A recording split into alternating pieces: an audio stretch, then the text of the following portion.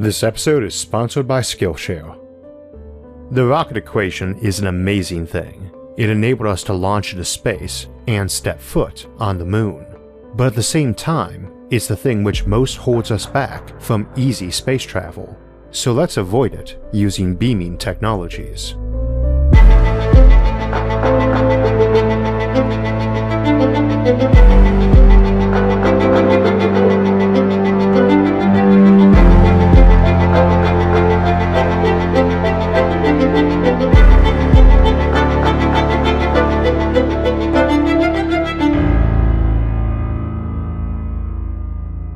We've discussed many alternative methods throughout this series on how to get into space, but most of these have revolved around some extreme engineering, like launch loops or orbital rings. They can get you into space cheap, but have big upfront construction and maintenance costs.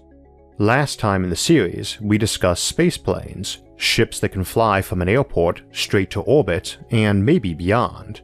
While that had many options, it was fundamentally limited by the rocket equation, and we could only partially circumvent that by letting it get much of its propellant at lower speeds from the air.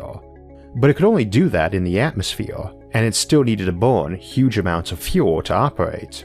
Today, we'll be looking at how to get around that fuel issue by beaming energy to a ship.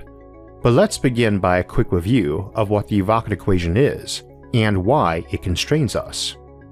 The basic form of any spaceship propulsion using propellant, shooting matter out the back from internal storage tanks, involves the propellant coming out at a certain speed, relative to the ship, called the exhaust velocity. We want the highest exhaust velocity possible, as that contains the most kinetic energy per bit of propellant, and thus shoves your ship faster. Problem is, the exhaust velocity is relative to that ship, which will often be moving faster than that exhaust velocity. If your propellant comes out at, say, Mach 1, but your ship is going Mach 2 at that point, you will still get thrust, but you have to accelerate all that propellant mass up to Mach 2 before you can spit it out the back at Mach 1. When you look at how inefficient that is, you can see the fundamental problem with rocketry. It takes exponentially more fuel to achieve higher speeds relative to that exhaust velocity. The solid rocket boosters on the old shuttles had an effective exhaust velocity of 2,500 meters per second, which is quite fast, but let's look at what an exhaust velocity of 2,500 meters per second would get you if we burned 1 ton of it.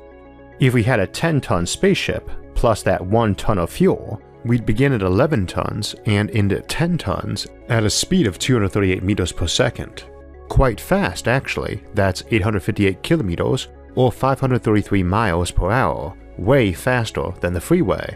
Now if we just used a 1-ton ship and 1 ton of fuel, it would begin at 2 tons, and empty its fuel tanks to get to 1,733 meters per second, quite a bit faster, 6,238 kilometers, or 3,876 miles per hour. Unfortunately, still nowhere near the speeds we need for orbit.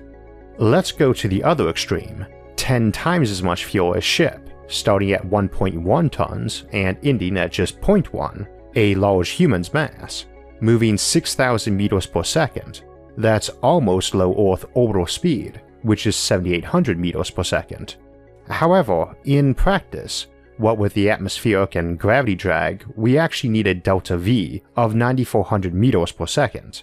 And for that, if we used 1 ton of fuel, we could only get 22 kilograms or 48 pounds into orbit, meaning we'd used around 50 times as much fuel as our ship weighed. If we wanted to get to Earth escape velocity rather than low orbit, we would need to add about 3,400 meters per second more speed, and now that 1 ton of fuel is only getting us 5 kilograms or 12 pounds of ship out there. And it will get worse and worse. From a practical standpoint, you can't really get a ship up to more than about 4 times its propellant's exhaust velocity, and that doesn't include fuel to slow down, which is way less, only because so much of the mass is now gone, having been burned up to accelerate the ship. Now, if your fuel is liquid hydrogen and oxygen, with an effective exhaust velocity of 4,400 meters per second, not 2,500 meters per second, you do a lot better. Its exhaust velocity is 76% higher, so all those ratios we spoke of in terms of fuel to spaceship occur at 76% higher speeds. But if we wanted something with a fuel to ship and payload ratio of our first example, 10 tons of ship and 1 of fuel, more like a car, we'd need an exhaust velocity 100 times faster than that shuttle booster had, 250,000 meters per second, which is very fast but still just under 0.1% of light speed. And such a fuel would also allow a spaceship to reach Alpha Centauri in about 1,000 years, so hardly a miraculous interstellar fuel.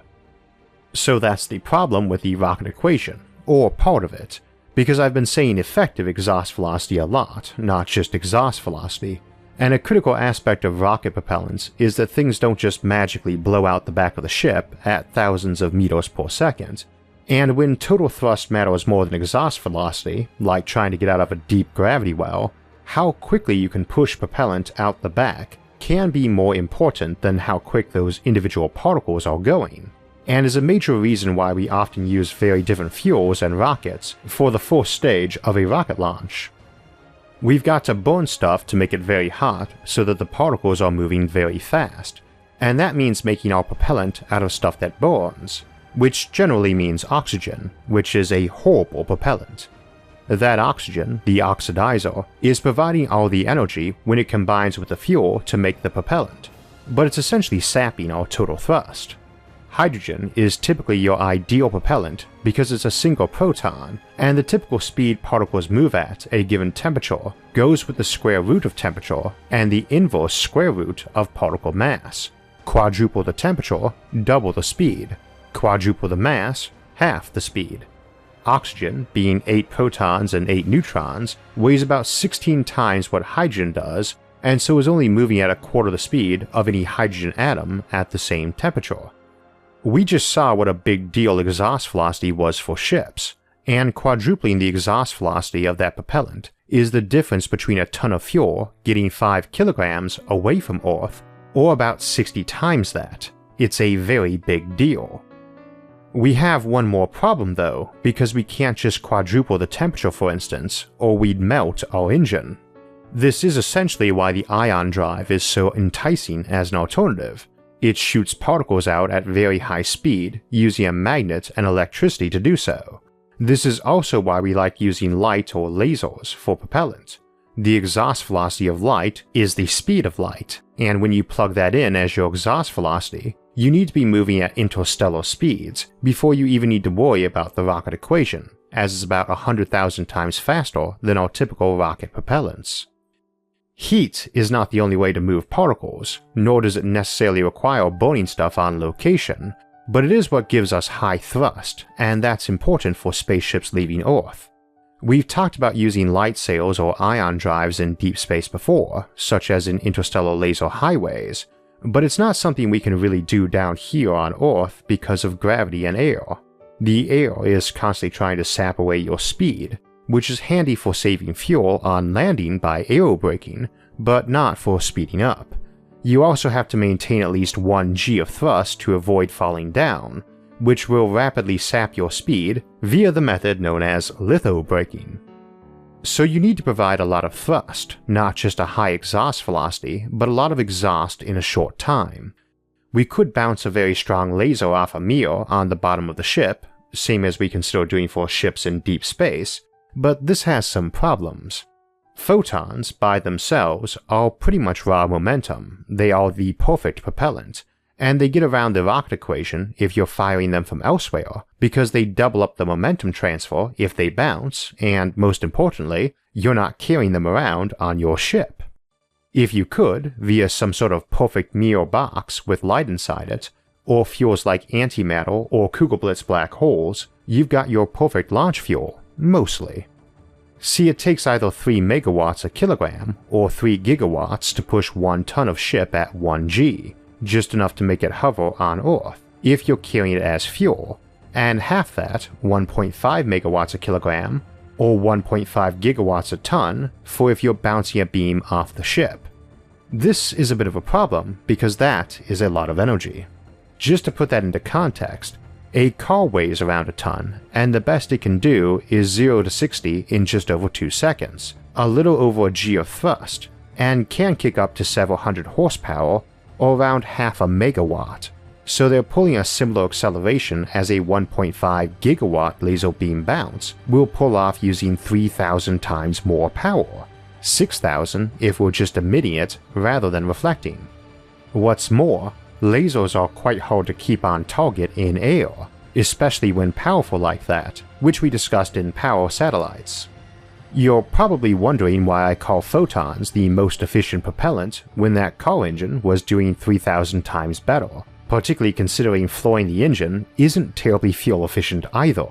But that car is getting all its oxygen from outside, and it also isn't using a propellant. I mean, technically the exhaust pipe on a car does produce thrust too, but it's pretty minimal. We discussed how air-breathing engines worked last time in spaceplanes, but we glossed over the energy issue a bit. If I release a bunch of photons, 3 gigajoules worth per second, I will have accelerated my 1-ton craft so it's going about 10 meters per second faster.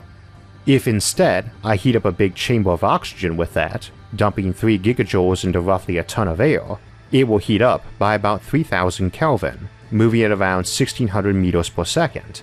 And if I blast that out the back of that chamber, which we'll say was a ton itself, that chamber will fly off at nearly a kilometer a second, 100 times faster than the light beam offered, and if the propellant was hydrogen molecules instead of air, about 4 times faster, though in fact it wouldn't since hydrogen has a way higher heat capacity than air, about 14 times as much, but we'll ignore that for the moment. Beyond noting that lets us add far more heat to hydrogen, and thus energy at a lower temperature, and thus helps avoid melting our engine. Same energy used, 3 gigajoules, but one got you 100 times as much speed. The problem is that we had to carry all that gas, whereas the photons, assuming we're even carrying them rather than receiving them from outside, massed virtually nothing, 34 micrograms. That's very important when you're in deep space and have no external source of propellant and want to reach very high speeds, in which case light becomes ideal. Here on Earth though, imagine we just had a big plane with a propeller and a solar panel or its microwave equivalent, a rectenna, which we could beam energy to and which would then power that propeller. It's never going to need to land to refuel, it's just sucking air in the front and out the back, powered by an electric engine getting its juice from elsewhere. We can upgrade that to more of a rocket approach too. We suck air in the front into a chamber and superheat it. This is basically how the ramjet and scramjet designs we discussed in spaceplanes work, and it gives them the nickname of a stovepipe. They have no moving parts, and they use their fuel merely to heat air. Needless to say, we can do that electrically, same as a typical electric space heater, indeed quite efficiently too. Heaters of all types, electric or chemical fuel, are the only machine we know of that is 100% efficient, though that is a bit of a cheater definition since we measure how inefficient other machines are by how much of the energy gets squandered as heat. The limitations on ramjets and scramjets in terms of speed, as we discussed in space planes, is that they run out of fuel to heat that air. A scramjet with a beam source of power can keep speeding up as long as it can get enough energy in to offset what it's losing to drag, and can stuff all that air through there at a high enough temperature and rate without melting the thing. I don't want to imply that's the easiest of engineering feats, nor is keeping your beam on target, or pumping enough juice in to achieve this kind of thrust.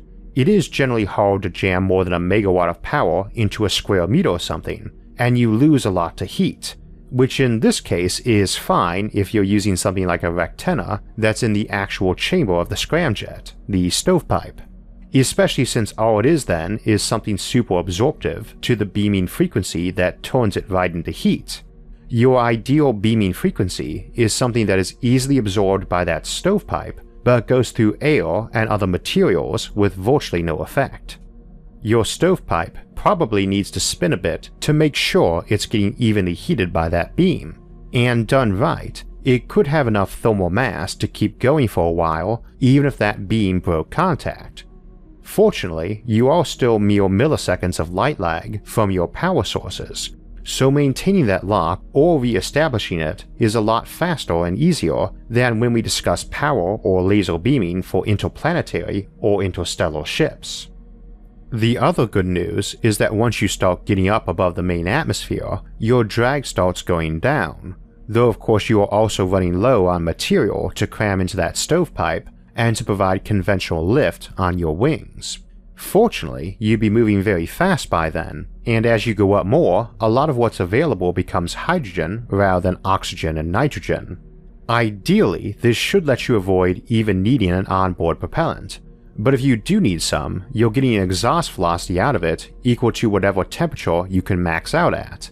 And if we're talking something like tungsten's melting point, 3700 Kelvin, diatomic hydrogen would be coming out at 6800 meters a second.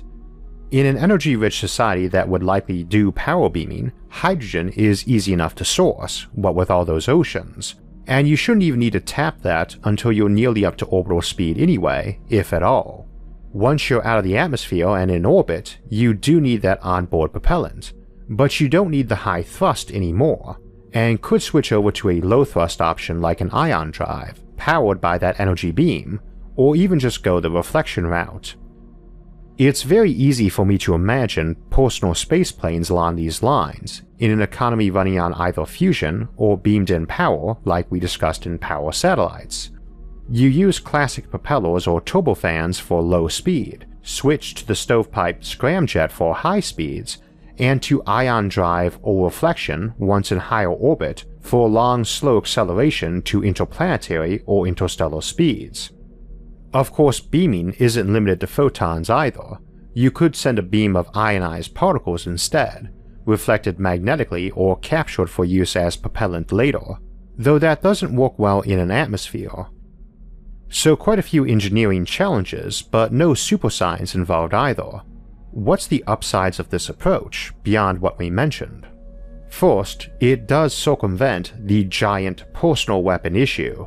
It's still a fast device, meaning you can crash it into something, but unlike our other higher power sources, atomic fission, bottled light, antimatter, or black holes, it doesn't actually contain those itself. It just has its own kinetic energy, and thus is way safer for on-planet or low-orbit use. Barring a fusion reactor that is also quite compact and cheap, this is really the only option that would ever permit a personal spaceship. Your neighbor can have one in the garage, no risk of explosions or terrorist applications beyond speeding up and ramming something, which is not very attractive as an attack method, especially since to get power you need that off-site beam and you need precision tracking. So if you deviate dangerously, you can be easily targeted, and your hypersonic debris is going to mostly burn up before smacking stuff anyway. You won't be pulling high-speed maneuvers anywhere near the ground. So it's very safe, and it's also very cheap as a spaceship goes, because that core engine is just a big scramjet cone and stovepipe, probably just raw metal, though it might get pricey with extreme precision machining and expensive alloys. However, those are both the kind of thing an economy of scale tackles well, so we could be talking about car prices, something you could probably fit into a large garage and could probably buy without being fabulously wealthy. This will probably never be the most efficient way into space. The orbital ring is likely to always dominate that for reasonably fast, low-energy ground-to-space options. But for an energy-rich society, it's probably the safest and most personally convenient approach we've got. It is to the orbital ring what the car is to the train, less efficient, but way more convenient, and it lets you get where you want, whether to a destination on Earth, in orbit, or off to the moon. Indeed, it could be scaled up for interplanetary travel, your own personal space yacht, though without an onboard power source, you do have to stay in places where those beams are available, or have a secondary engine to work outside their zone of coverage, a bit like early cell coverage you'd expect it to grow with time. But it would be ideal for space tourism, which we'll be talking about in a couple weeks, and you can just take your own personal spaceship anywhere you want, so long as you stick to the powered paths. You probably would use that approach too for orbital versions, keep a powerful and wide beam running between set mirrors or similar to create lanes, minimizing the need for tracking and keep the beam on, and also minimize traffic problems too. If everyone owns one, you definitely want some metaphorical roads or skyways. So we've got our upcoming episodes in a moment, including a live stream this weekend, and it reminded me of a comment I got after one about it being neat during those to see where I did all my writing at. I know a fair number of writers who can walk anywhere in a physical sense, but for me, the old rule of thumb about finding your own space to walk in is entirely literal, and my office at home is entirely configured around that, and it's the only place I write. Writing is a very wide area when it comes to both mediums and styles, so that no one's process or advice is really going to work for everyone, or anyone if you try to mimic a process exactly. But some advice is fairly universal, and that's one of them. There's an excellent video course by Simon Van Boy, 6 Steps to a Successful Writing Habit, on Skillshare, that I have to admit appealed to me in large part because it was such a close match for my own process. But as mentioned, there are many different work styles and mediums, and someone used to writing news articles on their laptop on the bus, between events, is going to be far different than someone writing a novel at a home shared with a noisy roommate, or someone writing weekly science videos while trying to fend off his cats. So if you're trying to get started writing, it's a good idea to sample the methods of a lot of different people till you find your own. And that's true of almost any creative work, not just writing. Skillshare has a ton of videos on writing, everything from best methods to how to make an interesting protagonist, and a lot of other instructive or inspirational videos on creative processes like drawing or animating. A premium membership gives you unlimited access to over 20,000 high-quality classes on must-know topics, so you can improve your skills, unlock new opportunities, and do the work you love. Join the millions of students already learning on Skillshare today with a special offer just for my listeners. Get 2 months of Skillshare for free. To sign up, visit the link in the description, and the first 500 visitors get 2 months of unlimited access to over 20,000 classes for free. Act now for this special offer and start learning today. So as mentioned, in a couple of weeks we'll be taking a look at space tourism, from the near-term possibilities of orbital hotels to the more fascinating options on the moon and beyond. But first, next week we'll commemorate the 4th of July, the day of barbecuing, by taking a look at synthetic meats and other tasty technologies, from lab-grown meat to mammoth steaks and dino burgers. We also have our end-of-the-month livestream Q&A coming up this Sunday, June 30th at 4 p.m. Eastern, and I hope you'll join us there and ask some questions.